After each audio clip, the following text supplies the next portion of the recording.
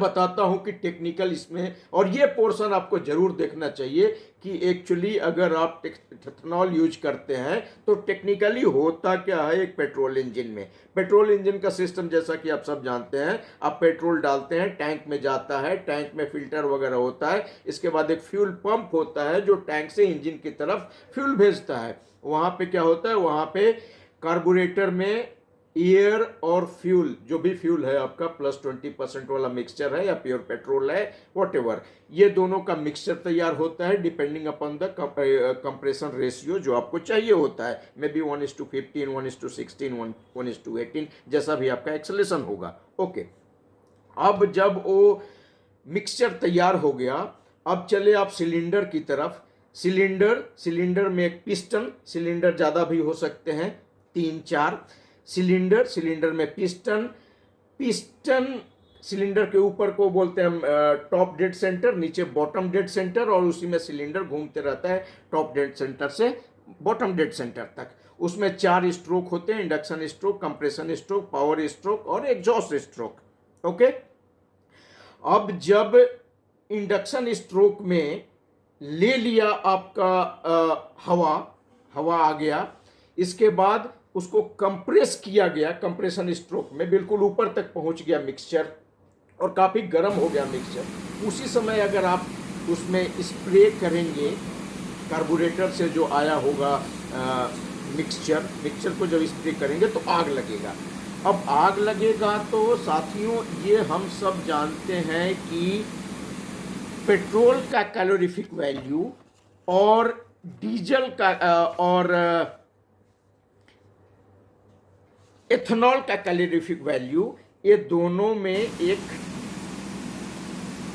Difference है, substantive difference है।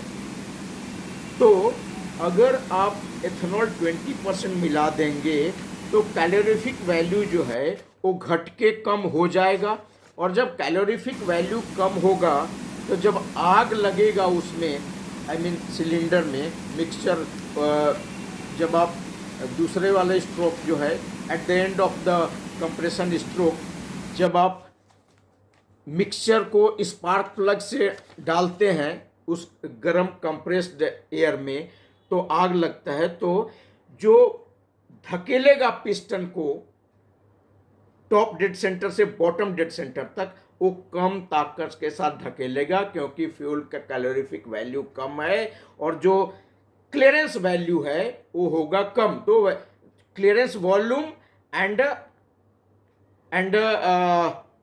साफ करने वाला वॉल्यूम, मतलब स्वेप्ट वॉल्यूम, तो स्वेप्ट वॉल्यूम कम मिलेगा, क्लियरेंस वॉल्यूम ज्यादा होगा, एंड देयरफॉर माइलेज भी कम होगा, पिकअप भी कम होगा और गाड़ी भी अच्छे से नहीं चलेगी। ये तय है।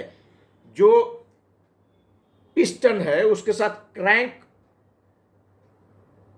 शाफ्ट लगा हुआ है, रोड है, जो कनेक्टिंग रॉड है, कनेक्टिंग रॉड क्रैंक शाफ्ट के पास जाता है, and it converts the motion, जो ऊपर से नीचे वाला था, नीचे से ऊपर वाला था, into rotary motion that gets transferred to the wheel.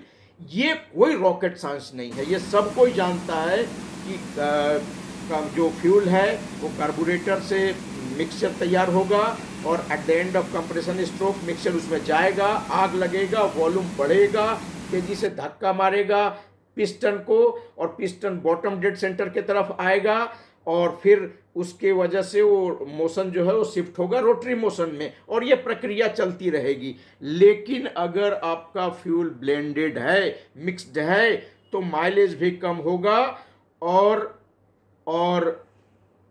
Pickup भी कम होगा, और जो गैस्केट्स बने होते हैं एनआरवी, नॉन रिटर्न वाल्व, कि इधर से जा तो जाए लेकिन आ ना पाए, एनआरवी गैस्केट किसका होगा, रबर का होगा। And ethanol is a hygroscopic, और हाइग्रोस्कोपिक का मतलब मॉइस्चर ऑब्जर्व करने वाला, और जब मॉइस्चर ऑब्जर्व करेगा तो जो आपके गैस्केट है वो खराब होंगे।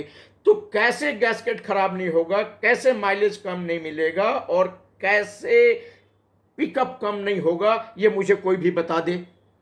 ABCD मालूम नहीं है लोगों को, बोलते तुम्हारा माइलेज चेक करवाओ जाके एजेंसी वाले के पास। अरे मेरा माइलेज मैं चेक करूंगा, एजेंसी वाले क्या चेक करेगा। And more over, seizures wife should be above suspicion. अगर सस्पिशन है लोगों में तो इस सस्पिशन को दूर करना भी सरकार का काम है। अगर सरकार ऐसा नहीं कर रहा है तो it is absolutely absurd on the part of the government.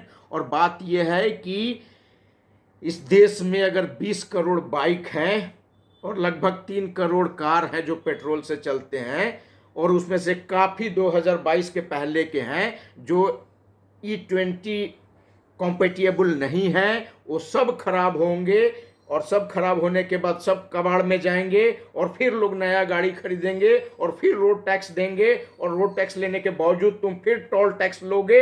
ऐसे बढ़ेगा इंडिया का जीडीपी? मंत्री महोदय, ये तरीका बना रहे हैं आप जीडीपी बढ़ाने का।